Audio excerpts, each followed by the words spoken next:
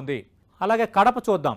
కడపకు సంబంధించి మనం చూస్తే భూమిరెడ్డి రామ్ గోపాల్ రెడ్డి ఆయన ఎమ్మెల్యే కాదు, ఎమ్మెల్సీ. కానీ పులివెందులకు చెందిన వ్యక్తి కాబట్టి భూమిరెడ్డి రామ్ గోపాల్ రెడ్డిని ఈసారి మంత్రివర్గంలో తీసుకునే ఛాన్సెస్ ఉన్నాయంటున్నారు.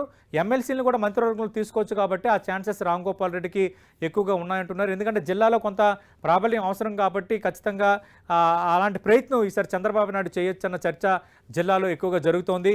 అలాగే కడప నుంచి విజయం సాధించిన రెడ్డప్ప గారి మాధవిరెడ్డి పేరు కూడా మహిళా కోటాలో ప్రముఖంగా వినిపిస్తోంది. వీళ్ళిద్దరిలో ఒకరికి ఛాన్స్ దక్కే అవకాశాలు ఎక్కువగా ఉన్నాయంటున్నారు. ఇక నెక్స్ట్ చూద్దాం. అలాగే ఉమ్మడి కడప జిల్లాలో యాదవ్ సామాజిక వర్గానికి చెందిన పుట్టా సుధాకర్ యాదవ్ మైదుకూరు నుంచి విజయం సాధించారు.